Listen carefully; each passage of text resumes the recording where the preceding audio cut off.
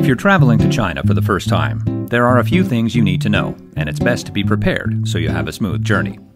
I've been living in Shanghai for nearly 20 years, and in this video, I'll be demonstrating some of the things you can do to make your stay in the city a lot more convenient.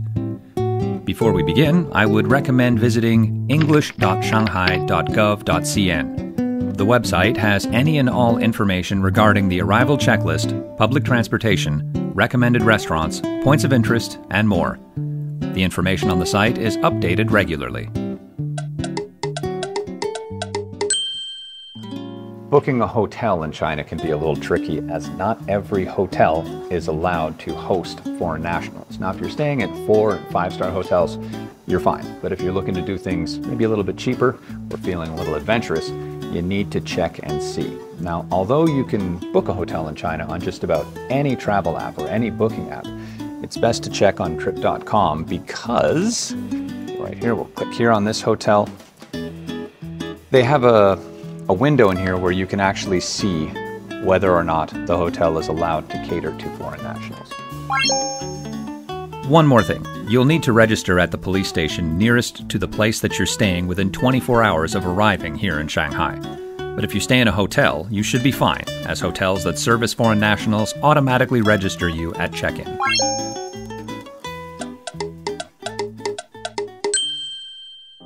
Shanghai has 2 international airports located about 40 kilometers from each other: Pudong International Airport and Hongqiao International Airport.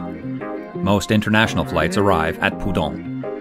So you've just arrived at Pudong International Airport, and naturally, your phone doesn't work. You've got no cellular service and no Wi-Fi. I've got a local phone number, so for me to get Wi-Fi is very simple. Simply type in my phone number, and I've received the code 2083. And done. I'm now connected to the airport Wi-Fi for free. However, if you've got a foreign phone card, this will not work. So you have to make use of one of these stations right over here. It's a Wi-Fi kiosk. You place your passport on the deck with the photo page facing out. Start scanning, and there you are. There's the airport free Wi-Fi, got an account, and a password. Now, right after you exit the baggage claim area into the arrivals hall, just at the end of the hallway, there's 2 very, very convenient desks. One of them, you can pick up a local SIM card, and that will give you a phone number. And right next door to that is a digital payment help desk. This will help you hook up your bank card to Alipay, which makes things so much simpler in China, whether you want to book a taxi, take a subway, or order food. Paying for things in China is a little bit different than other countries. Cash is seldom used, especially in the big cities. Now, many places do have credit card machines, so you can swipe your credit card, but not every place has that. The easiest way to pay for things in China is using QR codes, either through WeChat or Alipay. Now, you can download these 2 apps into your phone and then link your credit card to these apps, making it much easier to make purchases around the city. And here's how you do it. Okay, so first we'll open up Alipay, and then we'll go to Me. Now, if we look through Me, you'll see a heading for bank cards. And then all you need to do is add a card. Very standard practice. Success! Now, to make purchases on Alipay, once again, we'll go back to the home screen, and then you simply either scan the QR code at the venue, or you can generate your own QR code and they will scan you. See, right now it's linked to my debit card, but I can easily change that to link it to the MasterCard. Simple as that.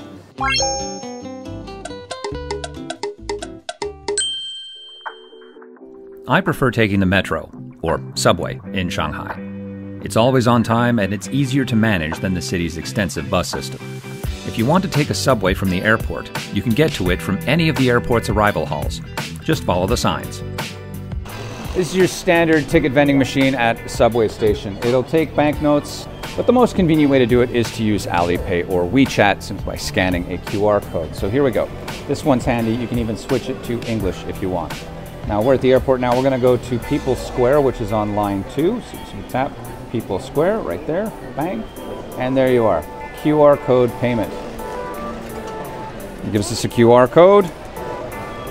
We simply open up the Alipay, hit scan the code, 7 yuan, confirm, put in the password, and I got my ticket.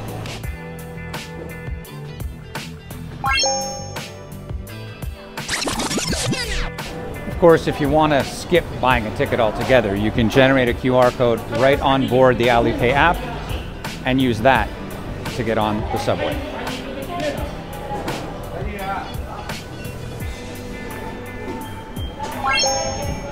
There are 2 videos on english.shanghai.gov.cn that show you how to take a bus, ferry, or make use of a shared bicycle.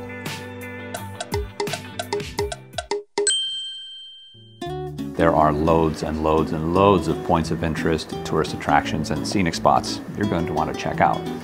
Here's the thing. Most of them, if not all of them, require a reservation. Whether there's a ticket price or not, you still need to make a reservation. Now, thankfully, every one of these locations has an official WeChat account. So you simply open up your WeChat, you type in the location into the search bar. I'm going to go with Shanghai Museum and search. There it is, Shanghai Museum reservation. Here's a problem.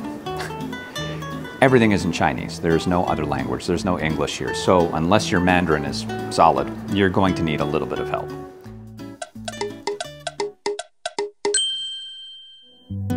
If you're feeling a little bit peckish, Alipay can also be used to order food. You simply open up the app and you tap Takeout, and that will take you to Ele.me, which is China's Uber Eats or DoorDash.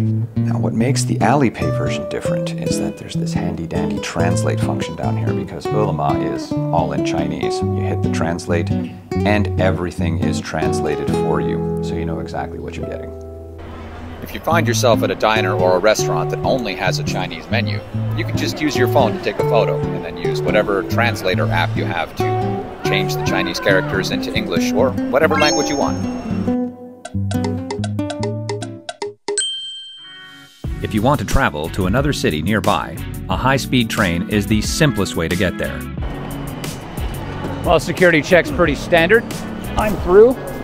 Now, when you approach the gates, they have scanners, but they only work for Chinese ID cards. I don't have one of those, and chances are you don't either. But there's always one window where there's an attendant, and you can show them your passport, and they'll let you through. No problem at all.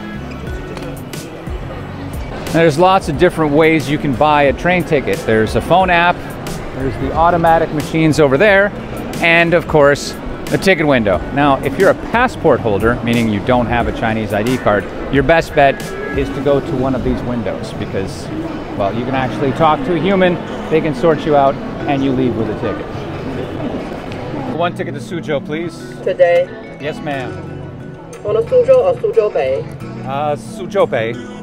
Today, 11:34 to Suzhou Bay. Arrive Suzhou Bay 12:08. One ticket, first class, window seat. Okay. Perfect.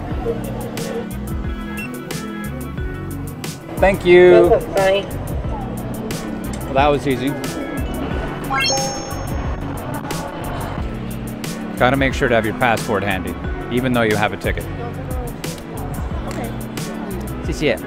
Now remember, if you're staying at a hotel, you can always ask the front desk to help you book train tickets, but if you have to do it yourself, it's not that difficult. There's usually always someone behind the counter who can speak English. And that's pretty much it. I hope this video helps you prepare for your trip. Please leave a comment if you have any questions or suggestions.